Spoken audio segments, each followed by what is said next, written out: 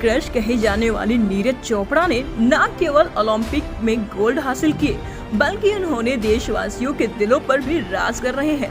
जी हां, आपको बता दें कि भारत के जनता के नए क्रश कहलाने वाले नीरज चोपड़ा देश में ही नहीं बल्कि अपने पड़ोसी मुल्क पाकिस्तान में भी काफी लोकप्रिय हुए हैं।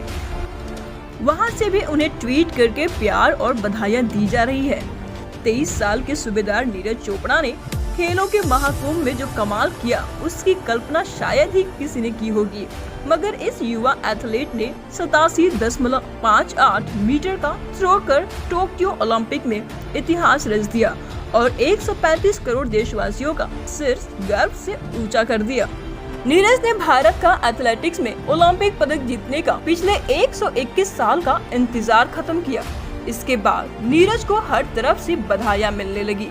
इस क्रम में 2008 बीजिंग ओलंपिक में गोल्ड जीतने वाले अभिनव बिंद्रा ने भी ट्वीट कर नीरज को बधाई दी। उन्होंने लिखा, आप पर बेहद गर्व है, मैं आपके लिए खुश हूँ। आपने देश का सपना पूरा किया है, शुक्रिया, आपका क्लब में स्वागत है।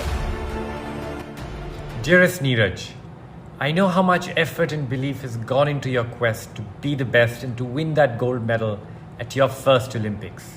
It was such an emotional moment for me as it was for every Indian. The world is your playground and your achievement will be a symbol of excellence which we will always treasure. My sincerest congratulations and all my respect. Bindra के इस tweet का जवाब नीरज ने 6 दिन बाद दिया है। वह भी जवाब ऐसा जो किसी के भी दिल को छू ले। नीरज के इस ट्वीट से साफ झलकता है कि नीरज जमीन से जुड़े तो है ही, लेकिन उनका दिल भी बहुत बड़ा है। नीरज ने अभिनव बिंद्रा के ट्वीट का जवाब देते हुए लिखा, आपकी शुभकामनाओं के लिए बहुत बहुत धन्यवाद सर।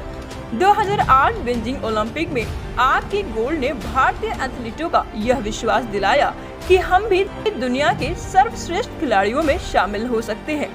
मैं क्लब में शामिल होने के लिए काफी खुश हूं और उम्मीद है कि जल्द ही हमारे साथ कई और लोग जुड़ सकते हैं। नीरज का यह ट्वीट सब कुछ बयां करने के लिए काफी है। नीरज की खास बात यह भी है कि अपने हर इंटरव्यू में वह इंग्लिश में बात करने की जगह हिंदी भाषा को अधिक महत्व देते हैं। कई जगह उन्होंने हिंदी आते हुए भी इंग्लिश बोलने वाले पत्रकारों का मुंह बंद करा दिया। These athletes, these greats in the room, some to be greats. Let me start from this table. Let me start from this dashing young dude, Neeraj Chopra. I will start with you. तालियां बजाओ भाई। सबसे पहले तो मैं ये जानना चाहता हूँ कि जैवलिन जो है वो जैवलिन नहीं यार कीप सिटिंग, मेरे को थोड़ा लंबा फील होने दो। How did javelin happen? You know, tell us the story. Hindi में पूछ लो जी। हिंदी में पूछ लो जी। ने कहा कि स्टारडम सिर्फ इंग्लिश बोलने से ही दिखाई देती है। हिंदी हमारी मातृभाषा के साथ साथ पूरे देश में सर्वाधिक बोले जाने वाली भाषा भी है। साफ सुथरी हिंदी में जो मिठास है, जो भाव है, वह विलायती इंग्लिश में कहा। हम इंग्लिश का विरोध नहीं कर रहे हैं, लेकिन हिंदी पर जरूर जोर दे रहे हैं। नीरज चोपड़ा साधारण परिवार से आते हैं, मिलिट्री में सर्विस करते हैं। उन्हें पता है कि जमीन से जुड़े हुए लोग क्या होते हैं, कैसे होते हैं, उनका रहन सहन कैसा होता है। अगर अंग्रेजी में बोलते हैं तो शायद ही देश के सर्वाधिक आबादी उनकी बात समझ पाए। सूबेदार चोपड़ा के परफॉर्मेंस और अब तक के इंटरव्यू से आप उनके जिंदा दिली के बारे में समझ ही गए होंगे। सफलता हासिल करने के बाद भी वो अपने परिवार और मिट्टी से बहुत लगाव रखते हैं। इतना ही नहीं, वे अपनी सफलता के पीछे का श्रेय भी अपने परिवार को ही देते हैं। नीरज ओलंपिक में ट्रैक एंड फील्ड स्पर्धा में गोल्ड मेडल जीतने वाले देश के पहले और व्यक्तिगत स्वर्ण पदक जीतने वाले दूसरे भारतीय खिलाड़ी हैं। इससे पहले निशानेबाज अभिनव बिंद्रा ने बीजिंग ओलंपिक 2008 में पुरुषों के 10 मीटर एयर राइफल में स्वर्ण पदक जीता था। नीरज ने पहले प्रयास में 87.03 मीटर भाला फेंका था और वह शुरू से ही पहले स्थान पर चल रहे थे। वहीं दूसरे प्रयास में नीरज ने 87.58 मीटर भाला फेंका। यही उनका गोल्ड मेडल पक्का हो गया था। तीसरे प्रयास में वह 76.79 मीटर भाला ही फेंक पाए, जबकि चौथे प्रयास में फाउल कर गए।